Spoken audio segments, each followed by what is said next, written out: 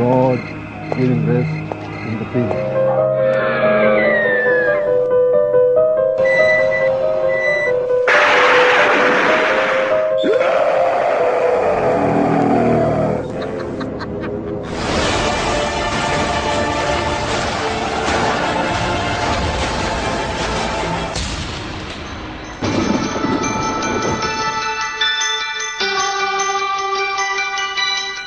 Welcome back, good morning Pakistan.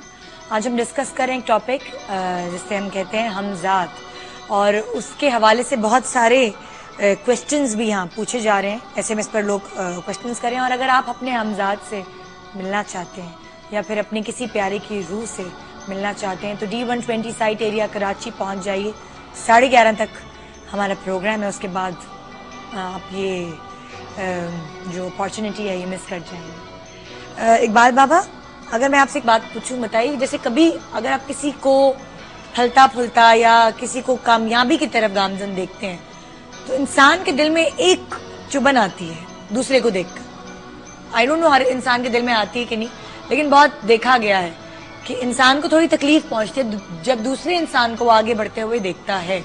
तो क्या जो उसके जहन में नेगेटिव ख्यालात आना शुरू होते हैं वो हमजाद लाता है? बिल्कुल, हमजाद भी ला सकता है, और इंसान हसद का मादा भी इंसान के अंदर है कि अपने पास कोई चीज अगर नहीं है तो हदीस पाक में हसद के मुतालिक इतनी सख्त मजम्मतें हैं कि इंसान पढ़े तो उसके रोंगटे खड़े हो जाए, मगर फिर भी हसद करता है।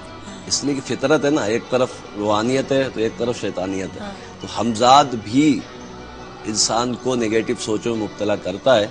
यार इसके पास गाड़ी है, तेरे पास क्यों नहीं है, चल कोई ऐसा काम कर कि तू भी गाड़ी कर।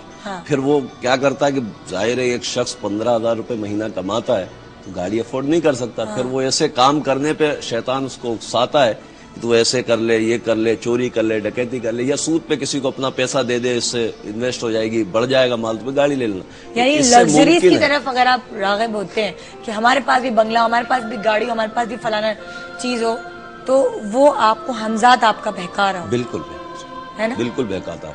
और ये तो आपको पता है कि ख्वाहिशें जो है ना वो तो बादशाहों की भी पूरी नहीं होती, और जरूरत फकीर की भी पूरी हो जाती। जो अपनी जरूरतों में रहता है ना वो अल्लाह के करीब भी रहता है, उसकी याद में भी रहता है, और जो ख्वाहिशों में पड़ जाता है फिर वो ना यहाँ रहता है ना वहाँ रहता है। उसकी ख्वाहिशात फिर कभी पूरी हो नहीं, बादशाहों की नहीं हुई तो हमारी कैसे होगी? अच्छा, एक सवाल और मेरे किसी कॉलर ने, किसी व्यूअर ने भेजा है।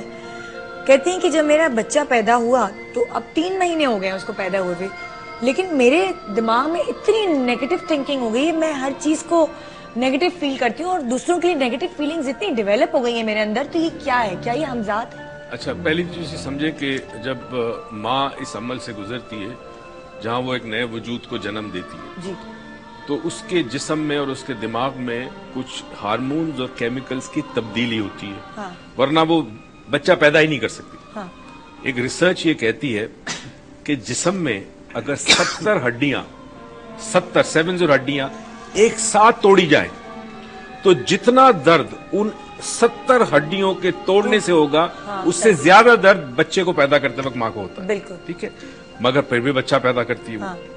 तो डेफिनेटली अंदर बहुत सारी तब्दीली होती है जिस्म में। बाज दफा इमीडिएटली पैदाइश के बाद बाज खवातीन को डायबिटीज हो जाती है, इंसुलिन उनका लेवल जो है वो प्रोड्यूस नहीं होता, बास को डिप्रेशन हो जाता है, बास को शदीद किस्म का नेगेटिव थॉट्स आना शुरू हो जाते हैं। अब ये देखना है कि क्या ये जो प्रॉब्लम इनको हो रहा है ये नफ्सियाती है या ये बायोलॉजिकल प्रॉब्लम है। नफ्सियाती बाज दफा ये होता है कि बच्चा पैदा हुआ 2-3 महीने बाद देखा कि शौहर बच्चे को ज्यादा तवज्जो दे रहा है, मुझे कम दे रहा है, तो या कोई और लोग उस पर तवज्जो दे रहे हैं, मुझे नहीं दे रहे, तो अब ये लेफ्ट आउट फील करती है। लेकिन बच्चा जो है वो माँ के लिए सबसे इम्पोर्टेंट होता है, बच्चे को देखकर ही कैसे वो लेफ्ट आउट। मैं इसीलिए कहा कि या नफ्सियाती हो सकता है या फिर जो हार्मोन्स और केमिकल की तब्दीली है उसकी वजह से प्रॉब्लम है। तो डेफिनेटली डॉक्टर्स को दिखाना चाहिए, चेक कराना चाहिए, और अगर ब्रेस्ट फीडिंग है तो अभी तो दवाई नहीं दी जाती, साइकोथेरेपी वगैरह से हेल्प हो जाती है बगैर दवाई। कॉलर हमारे साथ, और देखते हैं कि वो क्या कहते हैं। क्रिस्टीना हमारे साथ है। अस्सलाम वालेकुम जी क्रिस्टीना, क्या कहेंगी आप? Good morning Nida. Good morning. میں یہ پوچھنا چاہ رہی تھی، میرا یہ سوال تھا کہ میں تقریباً جب سے میں نے ہوش سنبھالا ہے جی تو ایک چیز میں نے اپنے آپ میں محسوس کی ہے کہ اکثر جب کبھی غصے میں یا جیسے کوئی مجھے ہرٹ کرتا ہے تو میں اگر اس کے لیے کچھ برا کہتی کہ خدا کرے تیسا تیسا ہو جائے، جیسے انسان ہے دکھی ہو کے کہتا ہے اللہ کرے تیسا اچھا نہ ہو، یہ اس طریقے کا تو بہت ٹائم میں نے محسوس کیا اور میں نے دیکھا ہے کہ بعض اوقات بھلے ٹائم پیریڈ شارٹ ہو یا لانگ ہو لیکن وہ چیز ہو جاتی ہے. تو میں یہ پوچھنا چاہ رہی تھی کہ کیا یہ میرا ہمزاد ہے جو کرتا ہے یا میرے ساتھ کوئی دوسری ایسی شکتی ہے یا کیا کہنا چاہیے پاور ہے جو وہ کرتی ہے؟ تو مجھے یہ بات تھوڑا کنفیوژن میں تھی، تو آج آپ کا پروگرام دیکھ کے مجھے ہوا کہ میں پوچھوں.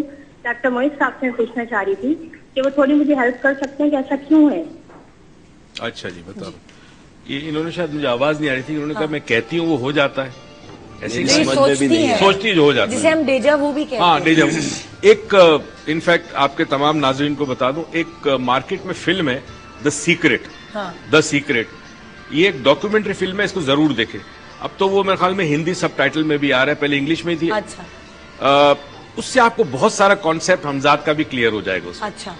اس میں ایک چیز یہ ہے جسے کہتے ہیں کریٹو ویژولائزیشن، یعنی انسان جب آنکھیں بند کر کے کسی چیز کا تصور کرتا ہے تو جب وہ تصور کرتا ہے کسی ایسی چیز کا جو اس کے پاس نہیں ہے تو وہ مستقبل میں تصور کرتا ہے کہ وہ خواہش کرتا ہے کہ یہ چیز میرے پاس ہو، یہ گاڑی میرے پاس ہو، یہ گھر میرے پاس ہو، اس سے میری شادی ہو جائے. انہوں نے جو مووی بنائی ایک ریسرچ پہ، یہ ریسرچ یہ کہتی ہے کہ اگر آپ اسی تصور کو مستقبل کی جگہ حال میں کریں، یعنی آپ یہ تصور کریں آنکھیں بند کر کے آپ وہ گاڑی چلا رہے، وہ عورت جس سے آپ محبت کرتے ہیں لڑکی، اس کے ساتھ آپ کی شادی ہو گئی ہے، نکاح میں بیٹھے میں دونوں اور قبول قبول قبول بات، یہ آواز آ رہی ہے کانوں میں.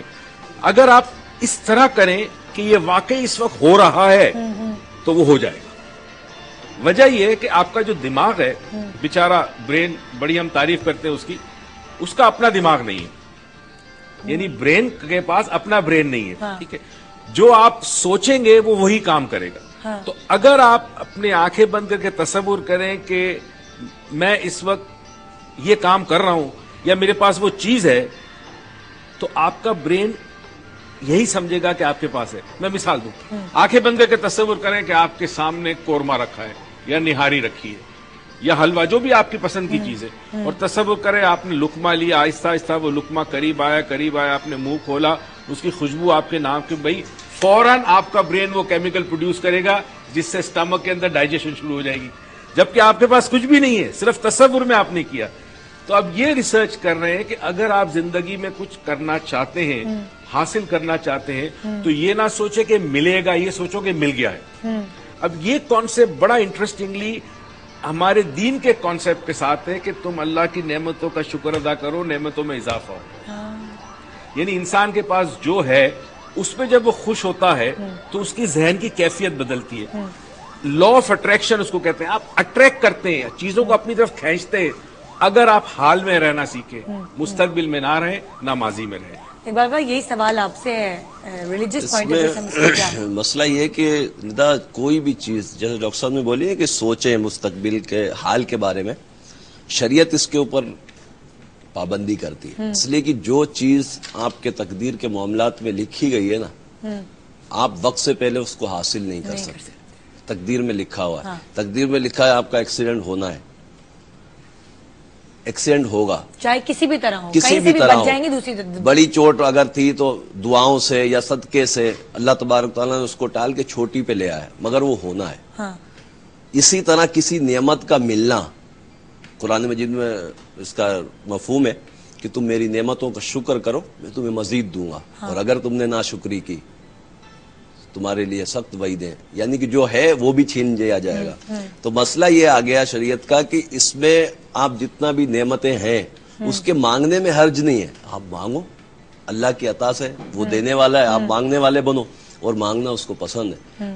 تقدیر کے معاملات ایسے ہیں کہ اس میں مانگتے رہو. کسی بزرگ سے شخص نے پوچھا کہ حضور جب سب کچھ تقدیر میں لکھا ہے کہ یہ فلاں چیز فلاں وقت پہ ملے گی تو مانگنے کی کیا ضرورت ہے؟ تو ان بزرگ نے بڑا پیارا جواب دیا. بایزید بستامی رحمۃ اللہ علیہ تھے، یہ فرمایا کہ ہو سکتا ہے کہ اللہ تبارک تعالیٰ نے تیری تقدیر میں یہ لکھ دیا ہو کہ تو مانگے گا تو ملے گا، تجھے تو نہیں پتا تقدیر کے معاملات, تو مانگے گا تو تجھے ملے گا, تو مانگنے میں کیا حرج ہے؟ یعنی اس وہ کو لوگ پسند ہے. جو سیٹسفائی ہیں, جو کچھ ان کے پاس ہے, ان کو حاصل ہوا, اس پہ سیٹسفیکشن ہے, اور وہ یہ کہتے ہیں اللہ تعالیٰ ہم تو اس قابل نہیں تھے, تو نے ہمیں دے تو دیا, نے عطا کیا. تو وہ لوگ جنتی ہیں. مطلب وہ لوگ دنیا میں ان کو سکون اللہ حاصل کی ہے. رضا میں راضی ہے نا, تو پھر جنت ان کا میں مقدر. ذرا اس کو تھوڑا اس کانسیپٹ کو, تقدیر کا کانسیپٹ بھی ذرا سمجھانا چاہیے جی. جو نہیں سمجھایا گیا. جی تقدیر کا مطلب بے بسی نہیں ہے, لاچارگی نہیں ہے, محتاجگی نہیں. تقدیر کو سمجھے, تقدیر کیا چیز ہے. ہاں جس گھر میں آپ پیدا ہوئے, آپ کے ماں باپ کون ہوں گے, آپ کے بھائی بہن کون ہوں گے, آپ کی مادری زبان کون سی ہوگی, یہ تقدیر ہے, فکسڈ ہے, کمپلیٹلی چینج نہیں کر سکتے, آپ کے پاس چوائس نہیں ہے.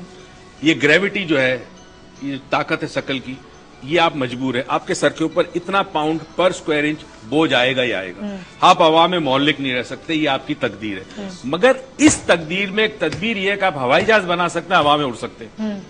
ٹھیک ہے, تو تقدیر دو قسم کی ہوتی ہے. ایک وہ ہوتی ہے جو چینجبل ہے, جو تبدیل ہو سکتی ہے. مثال کے طور پر ایک شخص ڈاکٹر کے پاس جاتا ہے اور کہتا ہے جی مجھے یہ تکلیف ہو رہی ہے. ڈاکٹر پوچھے گا جی آپ کی فیملی میں کسی کو دل کی بیماری ہے؟ وہ کہے گا جی میرے والد کو تھی.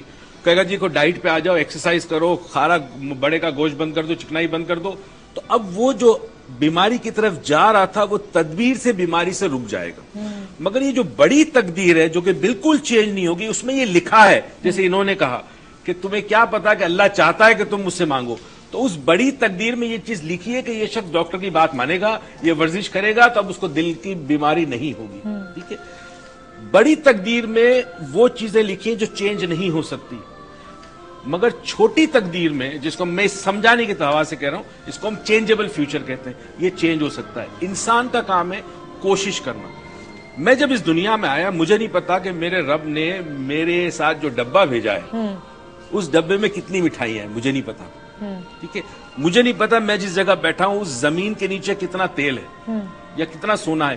میرا کام ہے کوشش کرنا, ڈھونڈنا اس کو. یہ جو میں کریٹو ویژولائزیشن کی بات کر رہا ہوں, اس سے ہوتا کیا ہے کہ جب انسان ذہن میں سوچتا ہے کسی چیز کے بارے میں, تو اس کا عمل اس طرف راغب ہو جاتا ہے, ورنہ وہ عمل نہیں کرے گا.